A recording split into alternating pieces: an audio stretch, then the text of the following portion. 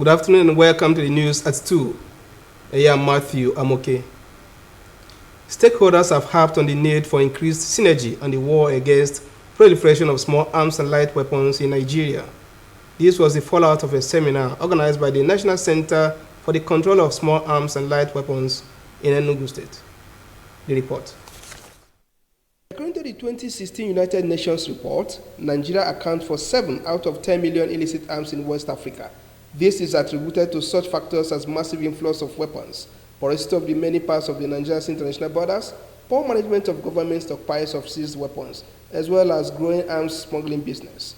The one-day stakeholder seminar on multi-sectoral synergy towards the control of proliferation of small arms and light weapons in Nigeria brought relevant agencies and stakeholders, including the military, police, civil society organizations, and the media, to brainstorm on how to control illicit arms and weapons due to its negative impacts on the society. We are gathered here today as concerned citizens, driven by a passion for peace and security in our society. We have gathered also because the impact of uncontrolled proliferation of small arms and light weapons in Nigeria is of grave concern to every citizen and organization that is presented here today. Representatives of the GOC 82 Division, the Commissioner of Police Enugu State, and the Nigerian Security and Civil Defense Corps lamented over the alarming rate at which small arms and light weapons circulate in the country.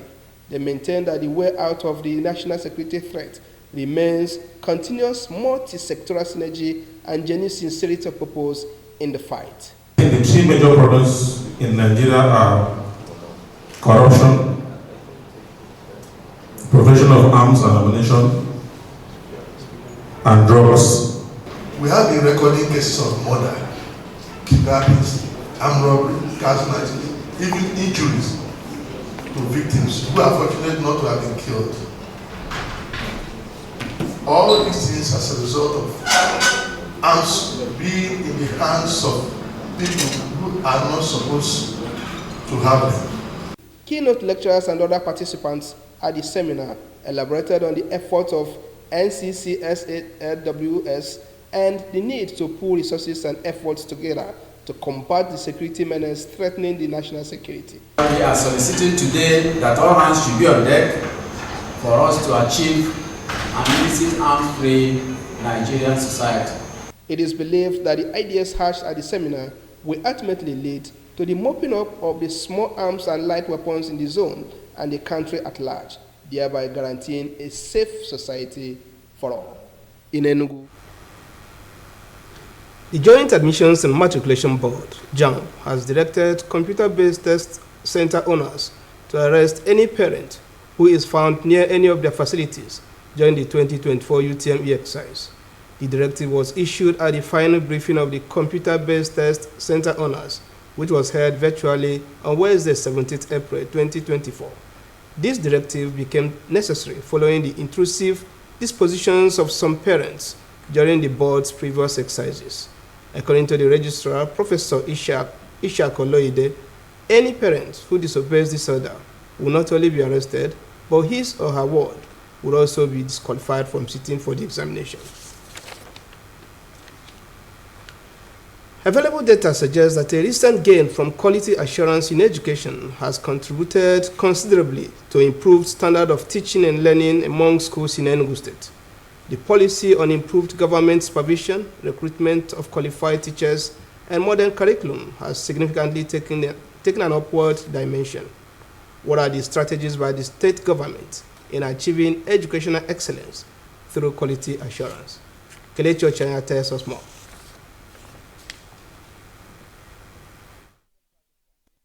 Which is linked to an improved quality of life.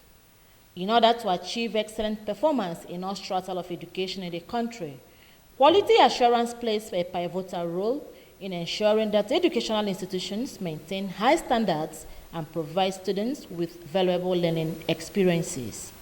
According to key players, the policy involves systematic review of educational provisions to maintain and improve its efficiency by ensuring that both teachers and students support quality inclusive teaching and learning. Federal government educational system should make sure that our education system have this guidance, parents and guidance system that will direct the kids in their vocational educational system.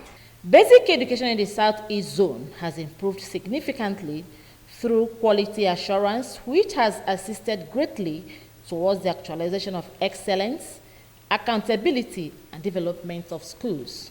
Since quality assurance in education is a philosophy and process of enhancing the standard of education, Enugu State is trailblazing with the establishment of 260 smart and green integrated schools, strategically located in all political wards in the state.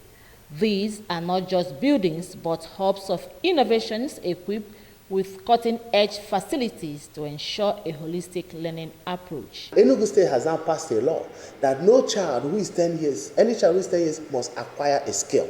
It is a law now. The basic school is instrumental to making sure that this is not just a law, but that this is actually an effective, implemented policy. To talk about robotic education, they can't do without all this without talking of vocational education. So that is the way to go for us to ensure that we liberate our school system from theory.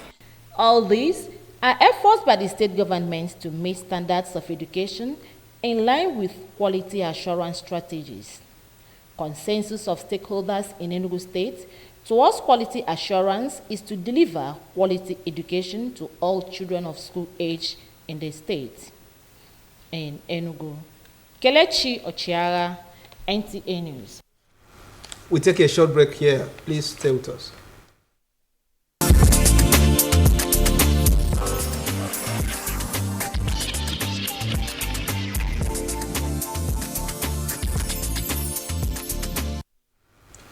Welcome back. Now moving on. Over the years, the use of railway system has remained a reliable means of transportation. Enugu residents are calling for the revitalization of the dilapidated rail lines and subsequent restoration of railway transportation in the southeast. Our correspondent has the detail. The Southeast Zone, in terms of movement of goods and services, is attributable to efficient and reliable railway transport system. In general, Nigerian Railway have played key role in the country's socio-economic development as well as stimulated rapid urbanization. It is against this backdrop that Enugu residents, especially traders, have called for the revitalization of the railway system in the southern part of the country to boost business activities and increase the revenue generation of the country. I want to thank the federal government for coming back with that project. Enugu State government have engaged with them and the preparation for establishing a rail line across the major cities in Enugu. If peradventure we start making use of railways in transporting some of all this, it will be saving the life of the road. To revitalize the railway system in Enugu State, which means all the Nigeria has linked up. No way you can talk of effective railway in this country without putting Enugu. Railway is faster, railway is cheaper, railway is more convenient. According to the Eastern District Manager, Railway Corporation, construction work have commenced in the Port Harcourt through Aba axis of the rail tracks, including laying of rail tracks to Enugu and beyond. CCUCC have taken over the line. They have started since last year, April. They have started rerouting the track that is from Port Harcourt up down to Enugu here. The district manager maintained that one of the major setbacks of the project is vandalism of railway materials and called for monitoring of the rail tracks against vandals. In Enugu, Chimaroke Ugu, NTA News. Road users in Enugu State have continued to applaud the giant strides of the state government in infrastructure development. They gave the commendation while reacting to the recently rehabilitated road and bridge along Transekulu axis. Chika Ogu has the report. In Enugu Metropolis is one of the areas currently witnessing influx of residents. This has had its toll on the popular road and bridge leading to 9 Mile axis, Udi, Nsukka, and other neighboring states. Before now, motorists experience gridlock and accidents due to potholes and the dilapidated state of the road.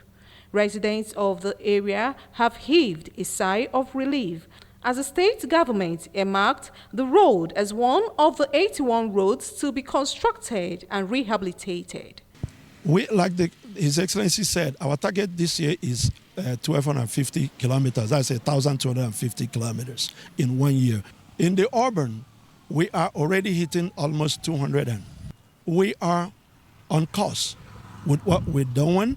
And then in the couple of weeks now, we are going to flag off second phase. Road users along this axis now drive safely on a tarred hard road with all the necessary road furnitures, signs and drainages constructed to stand the test of time. It was really terrible because the level of maintenance on this road was so poor.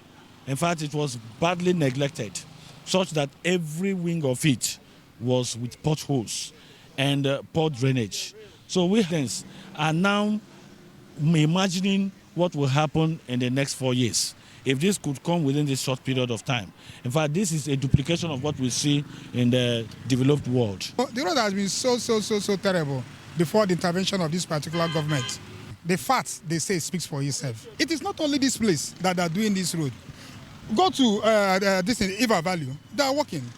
Go to Ababa, they are working. Most of the time we do avoid this road because of the hold-up. Whenever I want to pass here, I would like to pass through the express because of the hold-up. And I know the main cause of the hold-up is the bumps, the gallops, the potholes. But now everybody is happy. We did enjoy our new governor, Peter Umba. We like him. God bless him. They reach like 1 hour before I go reach IMT. But now, 5 minutes, I don't reach IMT. With the ongoing massive road construction and rehabilitation in the metropolis, as well as fixtures of traffic lights and provision of water, many believe that the state government's vision of making Enugu State the preferred destination for living, business and tourism is achievable.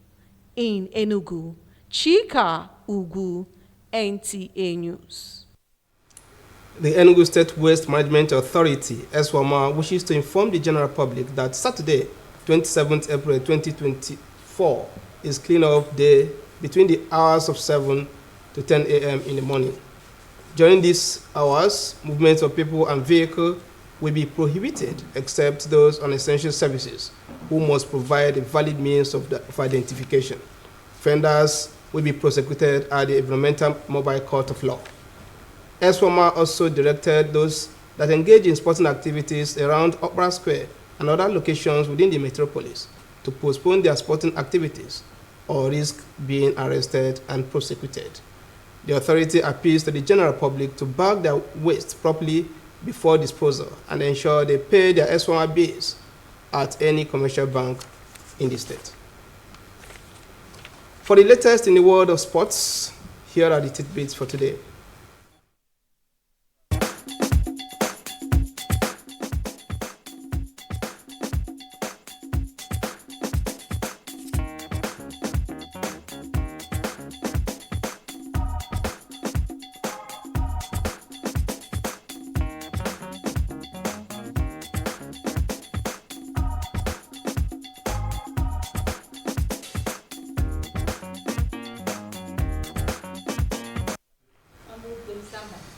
That's the news at 2. Do join us again at 7 p.m. for our major news bulletin. Thanks for watching.